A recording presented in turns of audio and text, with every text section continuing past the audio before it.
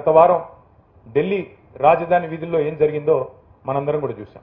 ఎన్నింటికి భిన్నంగా conventional politics, conventional thinking, సాంప్రదాయ మూస పద్ధతుల్లో జరిగే ఆలోచనలు, వీటన్నింటికి భిన్నంగా యువతరం కదం దొక్కింది. ఒక కొత్త తరహా ఆందోళన, ఒక కొత్త తరహా ఆలోచన ఢిల్లీ పురవీధుల్లో కదం దొక్కితే ముందెవరూ నమ్మలేదు.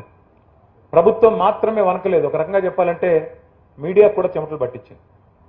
మీకు గుర్తుండాలి, భజన మీడియాకైతే మొత్తం బల్బులు ఎగిరిపోయినాయి. అక్కడికి పోతే పిల్లలు 20 రోజుల తర్వాత మేము గుర్తొచ్చామా అని నిలదీస్తుంటే చెమటలు పట్టే పరిస్థితి. గోదీ మీడియా అని డైరెక్ట్గా, ఎందుకంటే వాళ్ళ మీద ఈడీ పనిచేయదు, సిబిఐ పనిచేయదు, ఐటీ పనిచేయదు, ఆ పిల్లల మీద వాళ్ళు భయపడేది దేనికి భయపడే బ్యాచ్ కాదు అది. అందుకే చెప్పాను మొన్న, మోడీ గారు ఎవరితో అయితే పెట్టుకోకూడదో వాళ్ళతోనే పెట్టుకున్నాడు. ఈ పిల్లలు మామూలు కాదు. మన జరిగిన పోరాటం కూడా నన్ను అడిగితే వాట్సాప్ యూనివర్సిటీ అంకులకి, ఇన్స్టాగ్రామ్ పిల్లలకి మధ్యన జరిగిన పోరాటం మొన్న. ఎవరు గెలిచారు ఫస్ట్ రౌండ్ మీరు చూశారు, నేను చెప్పను. కానీ పోటెత్తింది పోరాటం, పోటెత్తింది కొత్త తరం పిల్లలు. నిజంగా మనోసారి మహేష్ కుమార్ గౌడ్ గారితో ఇప్పుడు మాట్లాడుతున్నప్పుడు కూడా అన్నా మీ పిల్లల వయసు ఎంత అంటే ఇద్దరు 20లోనే ఉన్నారు అన్నారు, 20s లో ఉన్నారు అన్నారు. ఈ కొత్త తరం పిల్లలు మేమేమనుకుంటామంటే తండ్రులుగా, నా కొడుకు కూడా 21, నా కొడుకు బాగాలేకపోతే ఫోన్ చేశారు మహేష్ అన్న. ఫోన్ చేసినప్పుడు మాట్లాడినప్పుడు అడిగా మీ పిల్లల వయసు ఎంత అంటే, కొత్త తరం పిల్లల గురించి మేమేమనుకుంటామంటే 50లో ఉన్న వాళ్ళం, 50లో నిన్న మొన్న పడ్డవాళ్ళం,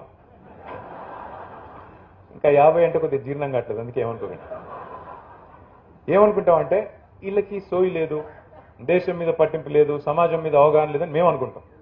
కానీ కాదు, వాళ్ళకి మనకంటే ఎక్కువ కాన్ఫిడెన్స్ ఉంది, వాళ్ళకి మనకంటే ఎక్కువ కమిట్మెంట్ ఉంది, వాళ్ళకి దేశం మీద ప్రాబబ్లీ మాకున్నంత కంటే ఎక్కువ ప్రేమ ఉందని చెప్పి మొన్న ఢిల్లీ చూసిన తర్వాత మాత్రం అర్థమైంది.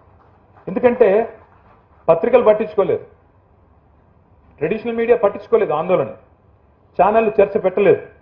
కానీ లక్షల మంది కదం తొక్కారు. చివరికి ఎవరైతే మేము బయోలాజికలే కాదన్నారు, నాన్ బయోలాజికల్ అన్నారు, వారి మెడలు కూడా వంచారు. ఇది మామూలు విషయం కాదు. ఇది ప్రధాన ప్రతిపక్ష పార్టీలుగా, ప్రతిపక్షాలుగా మేము చేయలేని పని ఇవాళ ఈ దేశ యువతరం చేసి మాకు నిజంగా చెప్పాలంటే ఒక తవ్వు చూపెట్టింది. ఇదిగో ఇట్లా కూడా చేయొచ్చు, ఇన్విన్సిబుల్ అనుకున్న వాళ్ళని కూడా మీరు కూడా మానవ మాతృలే, మీరు కూడా బయోలాజికల్ అని గుర్తు చేయవచ్చు అని చెప్పి బ్రహ్మాండంగా మరి చూపెట్టగలిగారు. ఇక్కడ ఒక మాట మాత్రం చెప్పాలి, ప్రభుత్వాలు ఏమనుకుంటాయి, ప్రభుత్వాల్లో ఉన్నప్పుడు మాతో సహా నేనేదో అతీతం, నేను మాత్రం మొన్నటిదాకా ప్రభుత్వంలో నేను ఇయ్యాలొచ్చి శుద్ధులు చెప్తున్నాడు అనుకోకండి.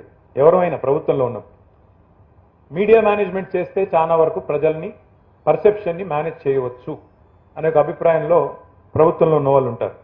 కానీ ఏం జరిగింది మన ఢిల్లీలో? అర్ధరాత్రి ప్రధానమంత్రి గారు ఇన్స్టాగ్రామ్లో వీడియో పెట్టాల్సిన పరిస్థితి వచ్చింది.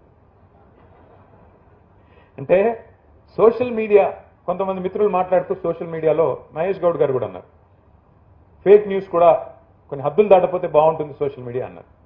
కానీ ఎవరు గీయాలి హద్దులు? ప్రభుత్వాలా? ఎవరు గీయాలి హద్దు? మరి ఎవరు గీస్తారు? ట్రెడిషనల్ మీడియాని ఎలాగో మేనేజ్ చేశారు.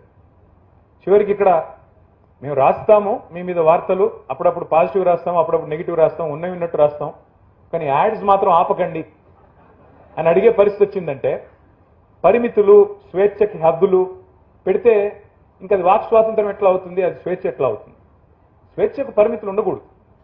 పరిమితులు అంటే సరే, వాక్ స్వాతంత్రం ఇచ్చాం కాబట్టి వాక్ భూషణాలతో దాడి చేయండి, వాడి వేడి మాటలతో బూతులు తిట్టండి అని కాదు. కానీ డెఫినెట్గా ఇవాళ సోషల్ మీడియా లేకపోతే ఇవాళ ప్రభుత్వాలలో ఈ చలనం వచ్చేది కాదు, జవాబుదారితనం కూడా వచ్చే పరిస్థితి లేదు.